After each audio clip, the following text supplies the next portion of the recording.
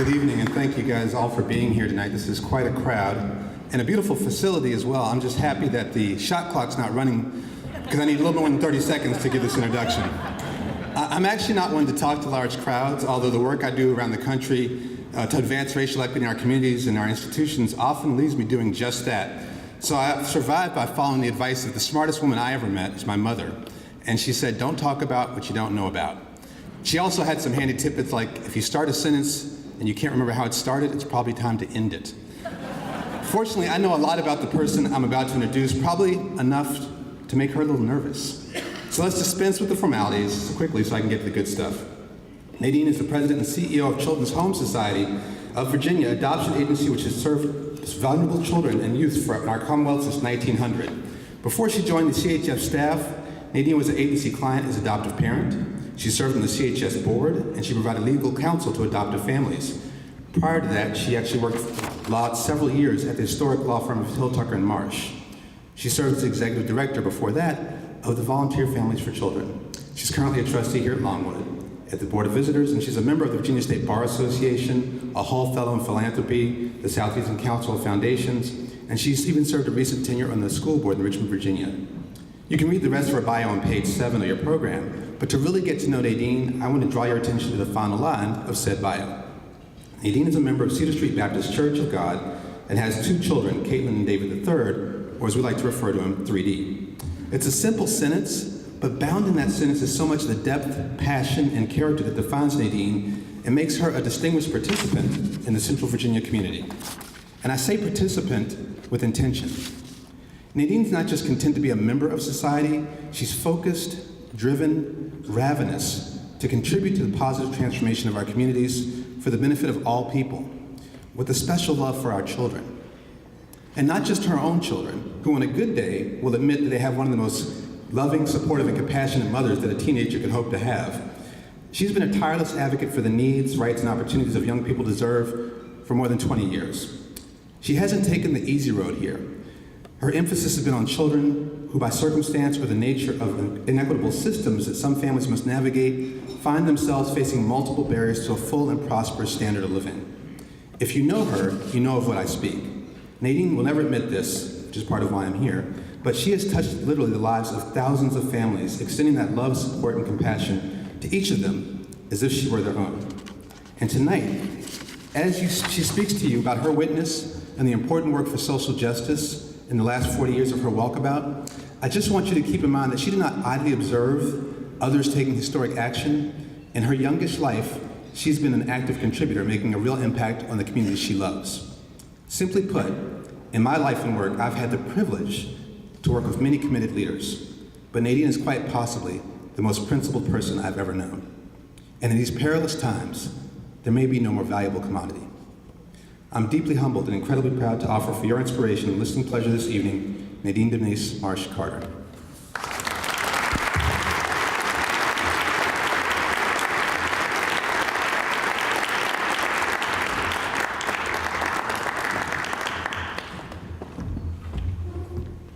Wow, what an introduction.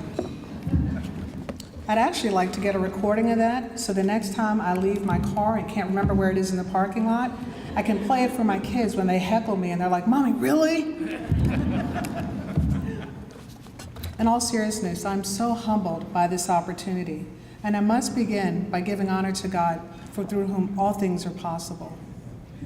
I want to thank the Moton leaders and the Longwood community for inviting me to participate in tonight's event, and commend each program participant. You guys have set a really high bar, and I'm so glad I don't try to sing, because I'd be put to shame.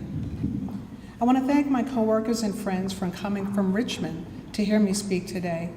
And I especially want to acknowledge my family, some of whom came, like Dwayne, from the West Coast to support me tonight. If you guys could stand for just a moment. Put you on the spot, too.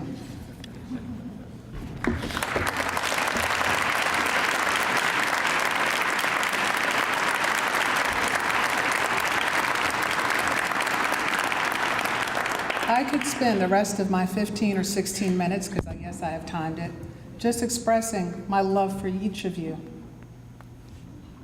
You've been my backbone and my comfort during the most painful year of my life. and there are truly no words to express my gratitude except thank you. You know, I never dreamed about having an opportunity like this, and when I was first approached to speak, my first thought was, wow, that's awesome. What an incredible honor. The next thought right after that was, how many people are going to be there tonight? And then I thought, why me? What can I share that would add value to such an important gathering and such an important meeting? There are a couple of speech topics that came to my mind right away. After all, I am a child advocate, and my passion is children, disadvantaged children. I head up an adoption agency. So I thought, perhaps I could talk about how critical it is that we invest in our country's children now, because if we don't invest now, as cliche as it sounds, we will pay later on. I could share with you how in Virginia on tonight, there are more than 6,000 children in the foster care system, of whom more than 1,400 are waiting for a mom or dad to call their own. I could share how Virginia happens to be the worst state in the nation. Hear me, 50th of the 50 states, at the number or percentage of children who never get adopted, who simply stay in foster care until they turn 18 and then they're out on their own. These children are desperately waiting for a permanent family. They were abused and neglected by their own biological families and sat in foster care, dreaming of having a mom and dad. These children are great kids, just like our own children, who are no less deserving than ours to have the stability, the sense of belonging, the values and the morals and the supports that help them reach their full potential. Like our children, they dream of going to college. Colleges like Longwood. They love basketball games and video games and music, but they have no one. I could share that since 1900, Children's Home Society, the agency with whom I work, has placed thousands, more than 13,500 children into adoptive families. And I could describe the great work that we do to make that happen. But I feared that would come across as a shameless plug. And so I didn't want to take this captive audience and make you listen to it today. But if you look at page 17 of your programs, there's an ad there. And I'd welcome talking with you after the program about our work.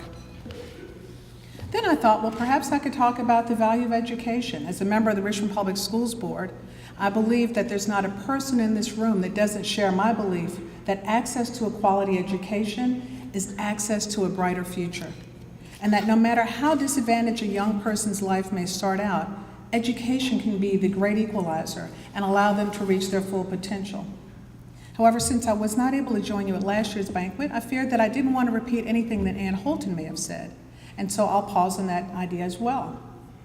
Instead, I decided tonight to draw on my fairly unique, high-level perspective of social justice and the civil rights movement.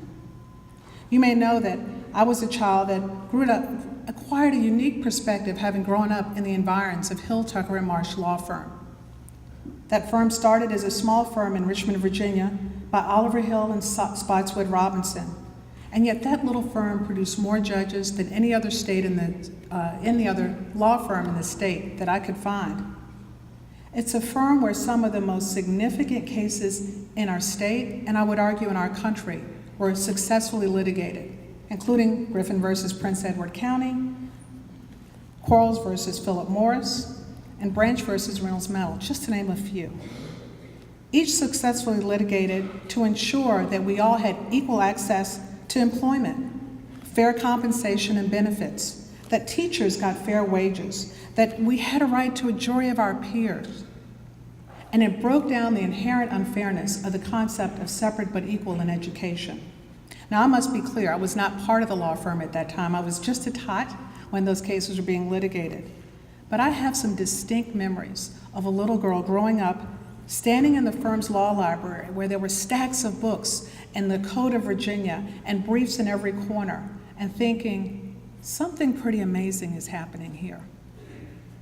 I recall sitting in these oversized leather cracked chairs as we helped to collate papers and stuff envelopes, turning the handle on the old mimeograph machine, and I have dated myself saying that, as it cranked out legal briefs, or typing love poems to my mom. All of them started, roses are red and violets are blue, but on an old typewriter.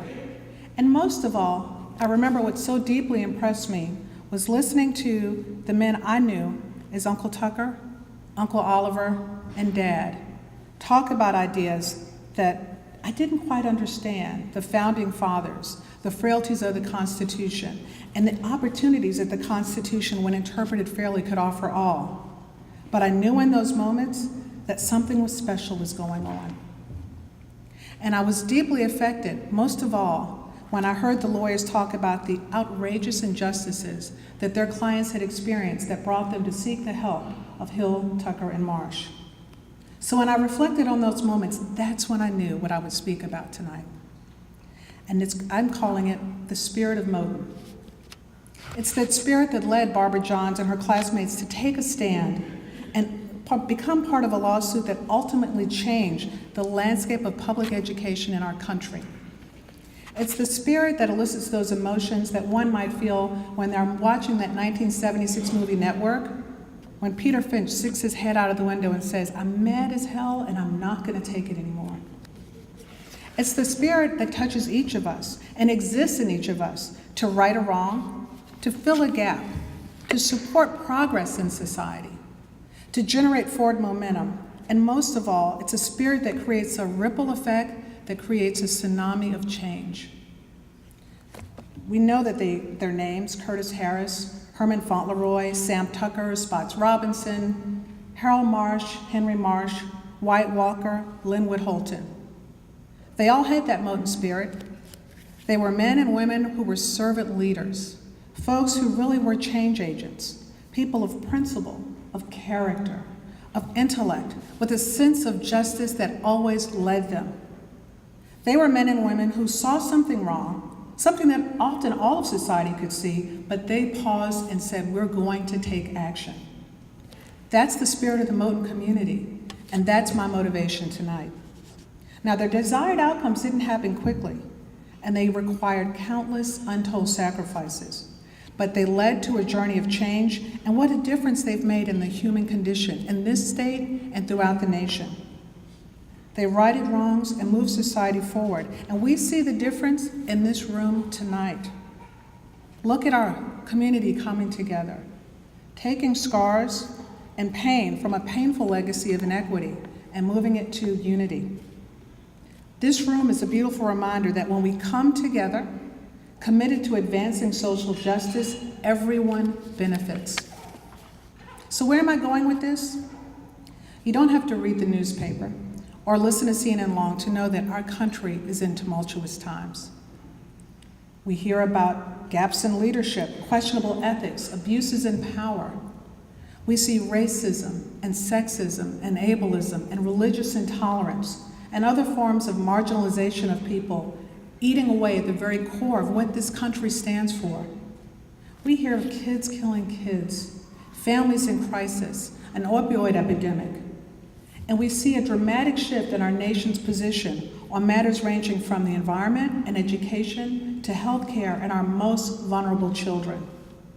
These all have either impacted us already or ultimately could, and it's times like these, like never before, that we need to pause, reflect, celebrate, and learn from the spirit that started in this community. Something pretty amazing happened here. It left some scars that ultimately built bridges of community. And isn't that what we're celebrating tonight? So let's not just celebrate that, let's revive it. Let's revive that Moton spirit and take this moment to begin a momentum of forward change. Find your passion, dream of the solution, and then take action. And you watch with baby steps where we can go. At Children's Home Society, we found that Moton spirit. We didn't know it at the time. We were really frustrated with the numbers of children who were leaving the foster care system and never being adopted. And so we created what we call the Possibilities Project, because we see the possibility in youth, whether they're disadvantaged or not. We worked together as a team to research best practices. We raised money. We found collaborative partners, and we created a program that provides housing and a myriad of supports for some of our most disadvantaged young people, again, knowing you would invest now or we all pay later on. Positive change is possible, however, even if you don't have an organization that's been around for 118 years.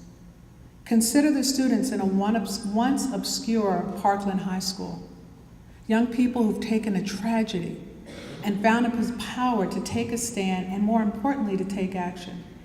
Now, wherever you stand on the issue of gun control, and I fully support these young people, we have to give them kudos for saying, we're mad as hell, and we're not going to take it anymore, and we're going to do something.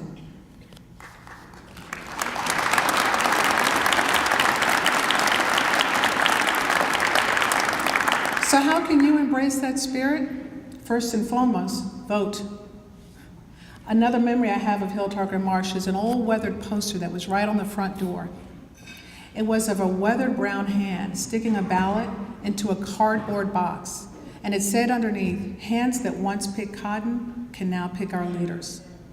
I still get goosebumps with that, and I know that people died for the right to vote.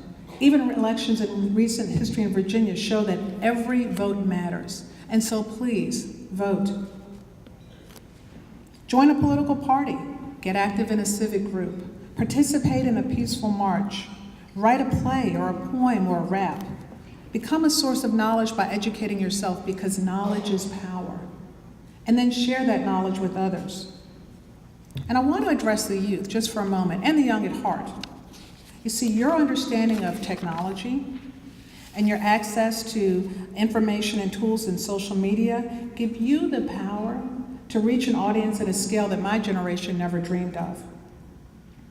With your knowledge and your power of social media, you can demonstrate to the world when injustice or inclusion is lost, or cooperation fails, or inequity exists, in ways that are visual, impactful, and, as you say, viral. Can you imagine the impact if Barbara Johns had been able to use Twitter or Snapchat or Instagram to highlight the injustices she was experiencing in that school? Can you imagine if she'd used those to just show the conditions in which these young people were trying to learn? You have that power today, so please use it wisely. In a nutshell, my goals have been tonight to remind us about the power of what happened in this community, to celebrate what I call the Moton spirit, which empowered everyday folks to become tremendous heroes. We may not know their names, but what a difference they made in our community, and you can be a part of that as well.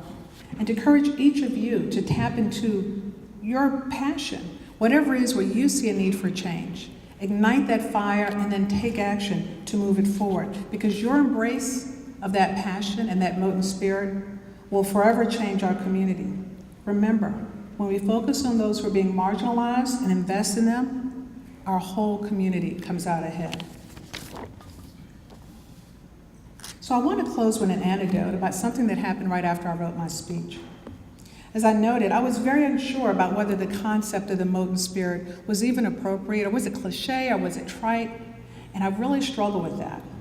Then a couple of days ago, a former member of my board of directors called, out of the blue. It was random. We literally had not talked in months. And she was so excited, not having any idea that I was coming here. Nadine, she said, I just read this book by Kristen Green. It's called Something Must Be Done About Prince Edward County. Do you know this? You should be so proud. Your father is quoted in that book. Listen to what he said. And here's the quote she read. The spirit of the blacks in Prince Edward is the spirit that fired up the civil rights movement. It all started right there. Wow. I'm grateful to Anne for the unintended reassurance of the Moton spirit making sense. But most of all, I'm grateful to my dad for a quote that was so reaffirming, for letting me turn that mimeograph machine handle and type on that old typewriter and listen to you and Uncle Tucker and Uncle Oliver redefine history, for your modeling of servant leadership, for advocating for your clients' rights, for standing up for what you believe was right in the face of adversity, for all the blood, sweat, and tears that you and so many others in this room poured into a movement that has changed our society and the world forever, for just being you. And I thank you, audience, for being so wonderful, for listening, and for hearing what I say. We can make a difference the moment we walk out of that door. Never doubt it, because your ancestors and just a generation before have already set the journey and made that very clear. Thank you.